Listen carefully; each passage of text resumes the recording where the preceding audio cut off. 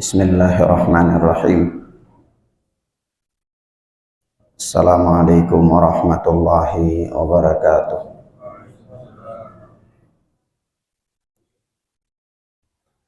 Alhamdulillahilladzi hadana lil Islam wa manna 'alaina bih wa akhrajana fi khairi ummatin. Fanas'aluhu at-taufiqa lima yuhibbu wa yarda wal hifdha mimma yakrahu wa yashad. Fanusalli wa nusallimu ala habibina wa sayyidina Muhammad ibn Abdillah wa ala alihi wa ashabihi wa man sara ala nahjihi ila yaumil qiyamah. Amma ba'd. Ikhwan wa akhwat, a'azzani Allah wa iyyakum, yang mudah-mudahan dirahmati dan dimuliakan oleh Allah Subhanahu wa ta'ala. Kita lanjutkan pelajaran kita dengan kitab Syarhus Sunnah oleh Al-Imam Al-Barbahari rahimana wa rahimahullah. Berkata Al-Imam Al-Barbahari, wa taqsirus salata fi safari sunnah, dan mengqasar salat di dalam safar adalah sunnah. Ikhwan wa akhwat, ucapan Al-Imam Al-Barbahari ini adalah bagian pada poin ini, adalah bagian dari beberapa poin dalam permasalahan fikih yang disebutkan oleh beliau rahimana wa rahimahullah di dalam kitab Syarhus Sunnahnya ini. Nah, telah dimaklumi secara bersama bahwa mengqasar salat, bahwa tidak ada perselisihan di antara para ulama tentang kebolehannya bagi seorang musafir. Mengqasar salat yakni salat rubaiyah dilakukan sebanyak 2 rakaat. Salat zuhur dijadikan 2 rakaat, salat asar dijadikan 2 rakaat, salat isya dijadikan 2 rakaat. Salat maghrib qasar begitu. Nah, ini tidak ada perselisihan pendapat di antara para ulama tentang kebolehannya, tentang rukhsah untuk melakukan hal tersebut bagi seorang musafir. Sebagaimana Allah Subhanahu wa ta'ala berfirman, "Falaisa 'alaikum junahun an taksuru minas salati in khiftum ay yaftinakumul ladzina kafaru." Di dalam surat An-Nisa, yaitu tidaklah ada keberatan bagi kalian untuk mengqasar salat jika kalian itu takut diserang oleh orang-orang kafir. Ya, tentunya kalimat ayat sebelumnya itu adalah wa idza darabtum fil ardi, apabila kalian itu dalam safar, ya. Nah, ini adalah nas yang tegas yang menunjukkan akan disyariatkannya perkara mengqasar salat di dalam safar. Dan telah datang dalam sejumlah safar Nabi sallallahu alaihi wasallam bahwa beliau tidak pernah itu melaksanakan salat secara tamam, secara sempurna di dalam safarnya. Apakah beliau qasar sendiri ataukah beliau melakukan jamak qasar. Tapi tidak pernah dalam safar Nabi Shallallahu Alaihi Wasallam itu beliau melakukan sholat secara tamam. Sebab itulah para fuqaha, para ahli fikih berselisih pendapat tentang hukum wajib atau tidak wajibnya, yustahabnya. Nah, sebagian para ulama memilih pendapat bahwa ini termasuk rukhsah dan dia bukan perkara yang wajib. Sehingga kalau dia bukan perkara wajib, maka bagi seorang musafir dia boleh mengqasar atau dia boleh melakukan sholat secara sempurna, tamam. Hanya saja mereka mengatakan yang afdol adalah dia mengqasar.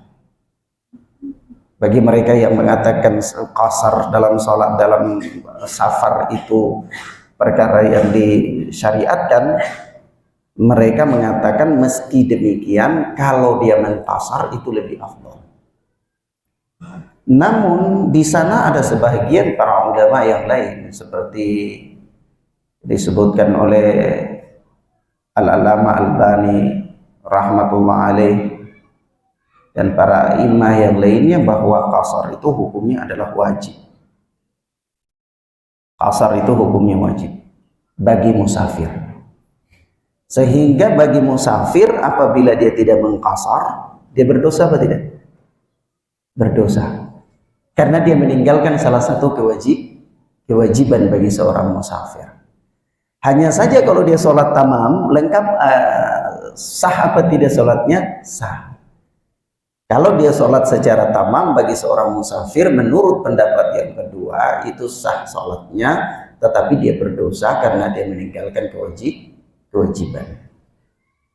Nas-nas dalam hal ini banyak sekali ya. Sebagaimana disebutkan di dalam Sahih Bukhari dari Aisyah radhiyallahu taala anha, di mana juga disebutkan dari sahabat Ibnu Abbas radhiyallahu taala anhuma, yaitu Ibnu Abbas berkata, faradallahu salata ala lisani nabiyyikum sallallahu alaihi wasallam fil hadari arba'an wa fis safari rak'atain wa fil khawfi rak'ah. Allah subhanahu wa ta'ala mewajibkan salat berdasarkan lisan Nabi sallallahu alaihi wasallam itu di dalam keadaan mukim 4 rakaat dan di dalam keadaan safar 2 rakaat dan ketika sholat takut 1 rakaat. Ini hadis sahih riwayatkan oleh Imam Abu Daud dan yang lainnya. Dan begitu pula perkataan Ibnu Umar radhiyallahu taala anhuma, di mana Ibnu Umar mengatakan bahwasanya salatul safari raka'atan wa salatul jum'ah raka'atan wal fitru wal adha raka'atan tamamun ghairu qasrin ala lisani Muhammadin sallallahu alaihi wasallam. Hadis riwayat Ibnu Majah. Itu kata Ibnu Umar radhiyallahu taala anhuma bahwa salat safar itu 2 rakaat. Salat Jumat juga 2 rakaat. Salat Idul Adha dan Idul Fitri juga 2 rakaat. Itu tamamun ghairu qasrin. Itu adalah salat yang sempurna, bukan kasar. Artinya itulah asal salatnya. Bukan tadinya Jumat itu 4 rakaat kemudian dikasar jadi 2. Bukan kemudian orang bersafar itu salatnya 4 rakaat kemudian dikasar jadi 2, bukan. Atau tadinya sholat id itu 4 kemudian jadi 2, bukan. Tetapi itulah asal sholatnya, ghairu qasrin, bukan kasar. Itulah asal sholatnya. Ala lisani nabiyyikum sallallahu alaihi wasallam. Hal ini berdasarkan lisan Nabi kalian Muhammad sallallahu alaihi wasallam. Ala kulli hal ya ikhwana fid din, azzani Allah wa iyyakum, ini adalah perkara yang diperselisihkan oleh para ulama. Ya, jika sekiranya antum sebagai seorang penuntut ilmu telah mempelajarinya dengan baik, kemudian mengamati dalil-dalil dalam permasalahan ini dan memilih salah satu dari kedua pendapat, maka labas, tidak ada masalah. Antum meyakini pendapat yang mana dan antum beramal dengannya, tanpa harus mengatakan tidak sah orang yang berseberangan dengan Anda. Ya, karena ini persoalan bukan persoalan sah dan tidak sah. Paham ya? Nah, ini persoalan tentang penentuan hukum. Ini dia termasuk kewajiban atau bukan kewajiban. Tetapi kalau melakukan yang ini sah, melakukan yang itu pun sah. Dalam hal ini harus berlapang dada dalam menyikapi sejumlah permasalahan fikih. Ya. Nah, kemudian akhwana fiddin azani Allah wa iyyakum, bagi mereka yang mengatakan mengkasar itu meskipun dia adalah rukhsah, sekali lagi, tetapi dia afdol, lebih utama untuk dilakukan, karena mereka mengatakan bahwasanya ada nas, ya. Ada nas ketika Umar bin Khattab radhiyallahu taala anhu berkata terkait dengan ayat wa idza darabtum fil ardi falaysa 'alaikum junahun an taqsuru minas salati in khiftum yaftinakumul ladzina kafaru. Apabila kalian itu dalam safar, maka tidak ada keberatan bagi kalian untuk mengqasar salat apabila kalian takut diserang sama musuh. Maka di sini kalau kita lihat tertib ayat, maka di situ ada alasan mengqasar salat itu karena ketakutan. Iya. Karena di situ Allah Subhanahu wa taala mengatakan in khiftum ayyaftinakumul ladzina kafaru, apabila kalian takut diganggu atau diserang oleh musuh. Maka memberikan asumsi bahwa berarti kalau meskipun dalam keadaan safar, tapi kalau tidak takut diserang sama musuh, berarti tidak ada boleh qasar. Karena ayat mengikatnya begitu, ya. Nah, persoalan ini pernah ditanyakan kepada Umar bin Khattab radhiyallahu taala anhu. Yaitu Abu Ya'la bin Umayyah itu pernah bertanya kepada Umar bin Khattab radhiyallahu taala anhu.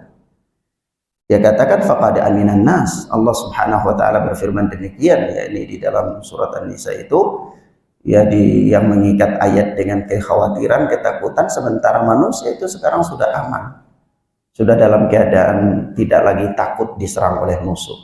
Bagaimana? Maka Umar bin Khattab radhiyallahu taala anhu mengatakan, apa yang engkau alami ini sama dengan yang saya alami di zaman Nabi sallallahu alaihi wasallam. Maka saya pun bertanya kepada Nabi sallallahu alaihi wasallam tentang hal tersebut. Maka apa kata Nabi? Nabi sallallahu alaihi wasallam mengatakan, sadaqatun tasaddaqallahu biha alaikum faqbalu sadaqatah.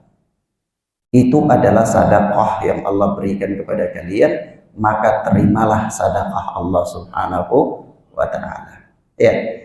Nah, demikian ikhwana fiddin azani Allah wa iyyakum. Walaupun kalau berbicara tentang beberapa hukum yang berkaitan dengan safar, misalnya adakah jarak safar itu sendiri, atau bagaimanakah pelaksanaan syahadat yang terkait dengan ini, insyaallah taala itu pembahasannya ada di dalam pembahasan masalah fikih, ya.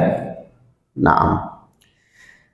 Kemudian selanjutnya berkata Syekh Al-Imam Al-Barbahari rahimana wa rahimahullah, was-shaumu fi safari man syaa'a shoma wa man syaa'a aftara. Dan berpuasa di dalam safar. Berpuasa di dalam safar. Barang siapa yang dia mau silahkan dia berpuasa, dan barang siapa yang mau juga maka boleh dia berbuka. Ini juga adalah Al-Imam Al-Barbahari menyebutkan, ya, salah satu perkara fikih di antara sekian perkara fikih yang dicantumkan oleh beliau di dalam kitab Syarh Sunnahnya ini. Akhwana fiddin azani Allah wa iyyakum, berpuasa di dalam safar ini bukanlah perkara yang diperselisihkan oleh para ulama tentang disyariatkannya. Nas dalam permasalahan ini tegas sekali, di mana Allah Subhanahu wa taala berfirman, "Faman syahida minkumus syahra falyasumhu." Ya, wa man kana maridhan aw ala safarin fa iddatu min ayyamin ukhra. Yaitu barang siapa dari kalian yang menyaksikan bulan Ramadan maka hendaklah dia berpuasa. Wa man kana maridhan, dan barang siapa yang dia itu sakit aw ala safarin, atau dalam keadaan safar, fa iddatu min ayyamin ukhra, maka dia boleh berbuka dan dia menggantikannya pada hari-hari yang lain. Namun di sana para ulama, para fuqaha berselisih tentang apakah kebolehan itu khusus bagi orang yang safar dalam ketaatan kepada Allah, atau safar-safar mubah, ataukah dia umum termasuk di dalamnya juga walaupun itu safar untuk melakukan kemaksiatan. Misalnya nih ada orang bersafar untuk bermaksiat tetapi dalam Ramadan, apakah juga disyariatkan bagi dia untuk berbuka? Boleh dia berbuka. Loh Ustaz, ada ya? Ada. Misalnya orang bersafar untuk main judi misalnya, ya, orang bersafar untuk melakukan perkara-perkara yang haram misalnya, itu safarnya safar haram. Tapi kalau safar yang mubah, ya seorang dia bersafar untuk kepentingan-kepentingan urusan keduniaannya, silaturahim atau apa, atau safar yang merupakan safar ketaatan, ya seperti dia bersafar untuk berhaji, berumrah dan seterusnya. Nah, di sini para ulama berselisih pendapat. Apakah safar yang dimaksudkan itu yang dibolehkan, disyariatkan bagi seseorang untuk mengqasar salat dalam safarnya itu mutlak yang namanya semua safar, ataukah khusus dalam safar-safar mubah atau safar-safar ketaatan? Sehingga bagi sebahagian para fuqaha yang mengatakan bahwa ini kalau dalam safar kemaksiatan tidak boleh, maka orang yang bersafar untuk kemaksiatan tidak boleh mengqasar salat. Ya. Nah, meskipun demikian, ya ikhwana fiddin azza wa iyyakum, kita katakan bahwasanya pendapat yang kuat dalam permasalahan ini adalah safar secara mutlak. Karena Allah Subhanahu wa taala mengatakan di situ apa? Man kana maridun aw ala safarin. Allah, barang siapa dari kalian yang dia sakit atau berada dalam keadaan safar. Sementara Allah itu tidak lupa untuk menyebutkan kalau seandainya ada ketentuan-ketentuan yang lain. Maka ketika Allah Subhanahu wa taala mencukupkan berada dalam keadaan safar tanpa ada satu penjelasan tertentu tentang bagaimana kaifiyah safarnya, untuk apa tujuan safarnya, maka itu menunjukkan bahwa safar ini adalah safar secara mutlak. Nah, kenapa? Karena ada suatu kaidah di dalam permasalahan fikih mengatakan bahwasanya ta'khirul jawab indal hajah la yajuz. Mengulurkan penjelasan, ta'khirul bayan, mengulurkan penjelasan, menunda penjelasan, indal hajah, tatkala penjelasan itu dibutuhkan, la yajuz, tidak boleh. Sehingga memberikan asumsi para a'immah yang memegang kaidah ini, memberikan ketika mendapati suatu permasalahan yang tidak ada penjelasan lanjutan, mereka mengatakan kaidah ini memberikan asumsi bahwa tidak adanya penjelasan lanjutan menunjukkan bahwa memang penjelasan lanjutan itu tidak dibutuhkan. Mafhum ya ikhwan? Paham sampai di situ? Ana beri contoh konkret supaya bisa mungkin lebih ada gambaran. Ketika ada beberapa orang yang disebutkan di dalam riwayat Al-Imam Abu Isa At-Tirmidzi, bahwa ada beberapa orang sahabat itu mereka datang kepada Nabi Shallallahu Alaihi Wasallam, lalu mereka mengatakan, ya Rasulullah, nahnu narkibul bahar, kami ini pelaut, ya, kami pelaut. Wa nahmilu ma'ana qalilan minal ma', kami punya persediaan air tawar itu sedikit saja. Afanatawadda'u min ma'il bahr, apakah kami boleh berwudu dengan air laut? Ya. Maka apa jawaban Rasul Sallallahu Alaihi Wasallam? Huwa tuhuru ma'uhu al-hillu maitatuhu. Hadis man? Hadis apa ini? Siapa sahabat yang meriwayatkan? Ini para fuqaha Basrah, mana Pak? Para fuqaha Basrah yang sebelah sini. Karena hadis ini riwayat siapa ini? Nah, siapa? Hadis Muawiyah. Naam. Siapa lagi? Hadis Abu Hurairah radhiyallahu taala anhu. Hadis yang pertama sekali dari kitab Bulughul Maram. Bulughul Maram itu kitab Taharah babul miyah. Hadis yang pertama an Abi Hurairah radhiyallahu taala, yaitu apa? Qala Rasulullah sallallahu alaihi wasallam fil bahr, tentang lautan, at-tahuru ma'uhu al-hillu maitatuhu. Itu hadis yang pertama dari kitab Bulughul Maram di bab yang pertama, yaitu babul miyah. Baik. Ala kulli hal, ketika Rasulullah menjawab wa tahuru ma'uhu al-hillu maitatuhu, bahwa lautan itu adalah airnya suci dan bangkainya halal, maka di sini ada faedah tambahan. Sufi ya ikhwan, perhatikan. Pertanyaannya tentang bangkai apa tentang air? Tentang air. Rasulullah menjawab tentang air dan Rasulullah tambah jawabannya tentang bangkai. Mahfum? Kenapa? Karena para nelayan ini di lautan bukan hanya mereka butuh air. Kalau persediaan airnya saja bisa kurang, maka persediaan makanannya juga bisa kurang. Sebab itu Rasulullah menjawab tentang air dan beliau tambah jawabannya tentang bangkai hewan laut. Mahfum? Kenapa? Karena ini dibutuhkan ketika itu. Nah, maka ketika suatu permasalahan yang tidak disebutkan sementara dibutuhkan, itu menunjukkan bahwa permasalahan tambahan itu tidak ada. Mafhum ya, paham ya? Maka ketika Allah Subhanahu wa taala, kita kembali, ketika Allah Azza wa Jalla menyebutkan di sini, "Man kana maridan aw ala safarin", barang siapa di antara kalian berada dalam keadaan sakit atau berada dalam keadaan safar, Allah tidak ada pertambahan selanjutnya.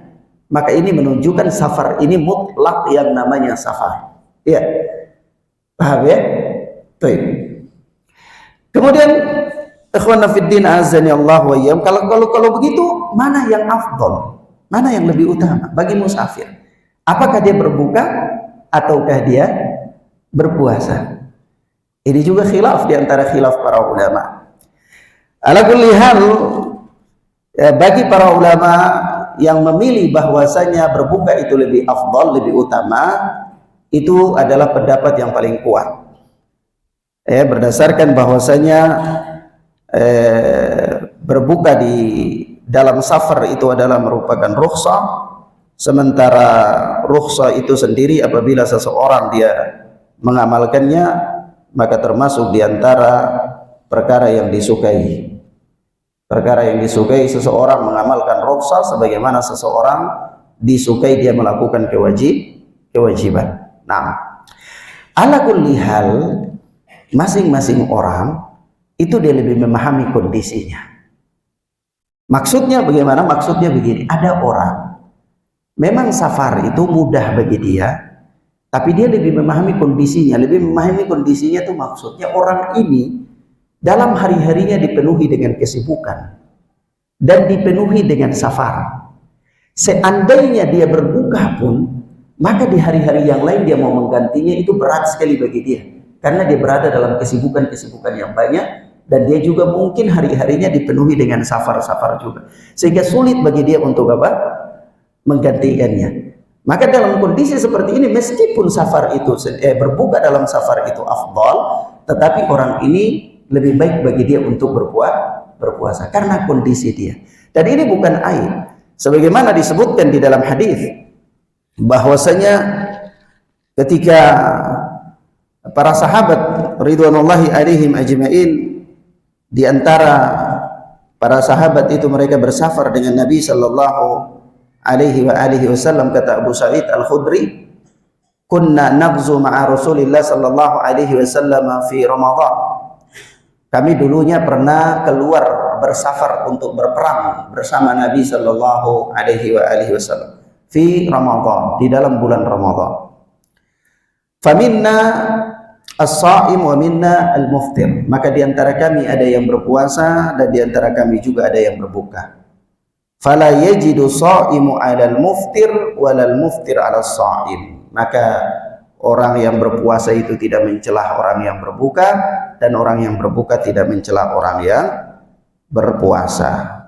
yarawna anna man wajada quwwatan fasama fa inna dzalika hasan wa yarawna anna man wajada dha'fan fa aftara fa inna dzalika hasan. Mereka berpendapat barang siapa yang ada padanya kekuatan, kesanggupan, lalu dia berpuasa, maka yang demikian itu baik. Dan barang siapa yang ada pada dirinya kelemahan sehingga dia tidak bisa berpuasa lalu dia berbuka, maka yang demikian itu pula baik. Begitulah kata Abu Sa'id Al-Khudri radhiyallahu taala anhu. Namun sebagian para ulama memberikan catatan di sini bahwa bagi orang-orang yang sedang berada di dalam medan perang diwajibkan bagi mereka untuk berbuka. Bukan hanya dianjurkan, diwajibkan bagi mereka untuk berbuka. Dan dia menggantikannya pada hari-hari yang lain. Kenapa? Agar supaya dia kuat, ya fisiknya bagus, ya dia bisa menghadapi musuh dengan baik, yang tentunya itu semua ada kemaslahatan yang jauh lebih besar ketimbang dia berperang dalam keadaan lemas atau dalam keadaan dia berpuasa. Nah, kemudian selanjutnya berkata Al-Imam Al-Barbahari rahimahullah, wala ba'sa bis salati fis sarawil, dan tidak mengapa salat itu dengan celana, salat dengan menggunakan sirwal, celana. Ya kawan, ada sebahagian orang-orang itu mereka gulu sekali dalam permasalahan ini, ekstrim sekali, sehingga seolah-olah kalau antum sholat menggunakan sirwal itu sholat antum tidak sah, ya, dan bahkan dianggap aib. Nah, ini persoalan sama sekali dia bukanlah merupakan perkara yang membatalkan sholat, bahkan jauh. Antum lihat Al-Imam Al-Barbahari wafat tahun berapa? 329 Hijriah. Antum lihat sendiri, ini Imam Al-Barbahari sudah bicarakan masalah ini jauh hari, subhanallah. Ini bukan masalah kontemporer, ya. Ini bukan masalah kontemporer. Sehingga Imam Al-Barbahari mengatakan wala ba'sa bis salati fi sarawil, tidak mengapa salat itu dengan menggunakan sirwal, menggunakan celana. Maka ikhwan, azzani Allah wa iyyakum, ini satu permasalahan yang ditentang oleh orang-orang Syiah Rafidhah. Orang-orang Rafidhah menganggap bahwa sholat dengan celana itu tidak sah sholatnya. Tidak sah sholatnya. Makanya Al-Imam Al-Barbahari memasukkan permasalahan ini dalam permasalahan akidah sebagai bantahan kepada akidah yang menyimpang, yaitu orang-orang Rafidhah.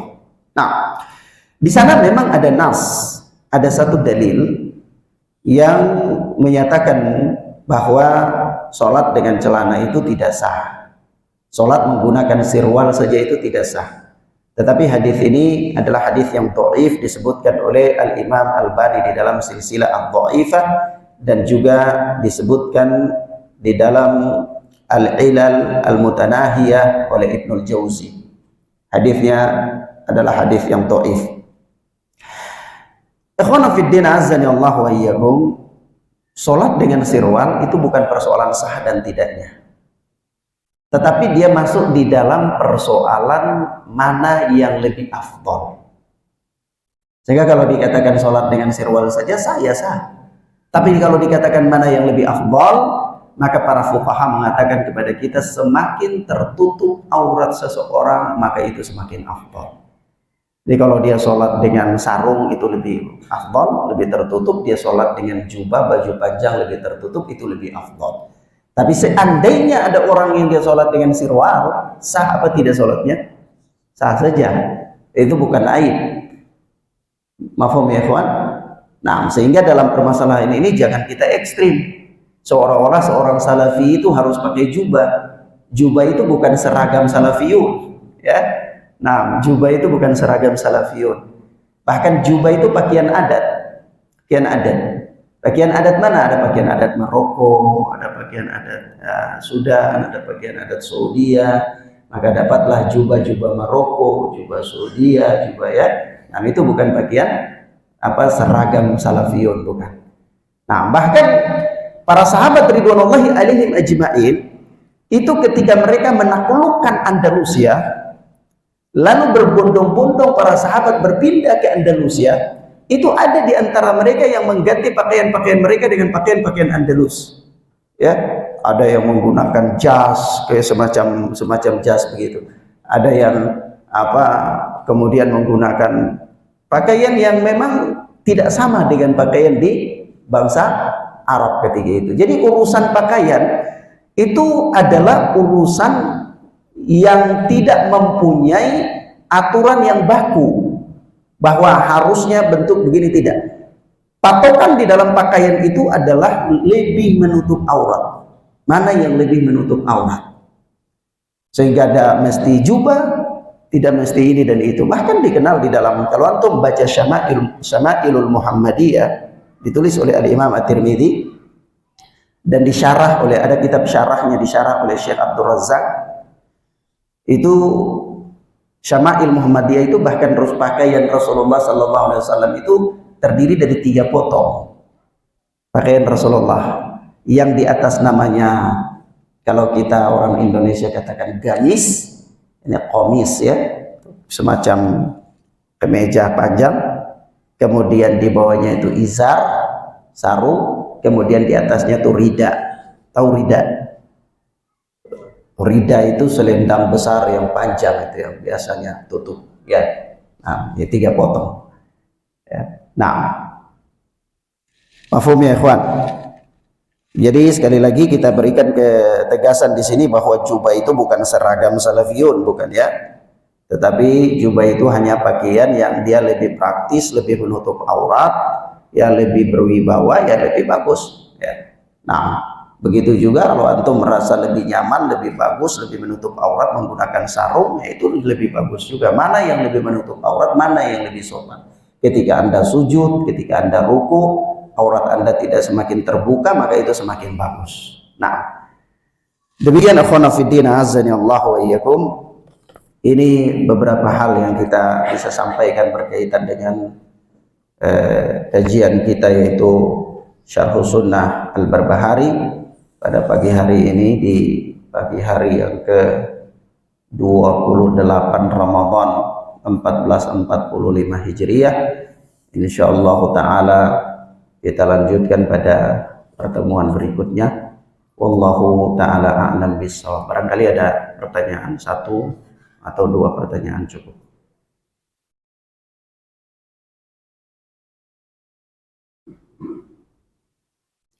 Baik, kalau tidak ada kita tutup ya. Insyaallah sudah paham ya. Nanti kalau kita merujaah ulang lagi paham ya. Nah, subhanakallahumma bihamdika asyhadu an la ilaha illa anta astaghfiruka wa atubu ilaik. Wassalamualaikum warahmatullahi wabarakatuh.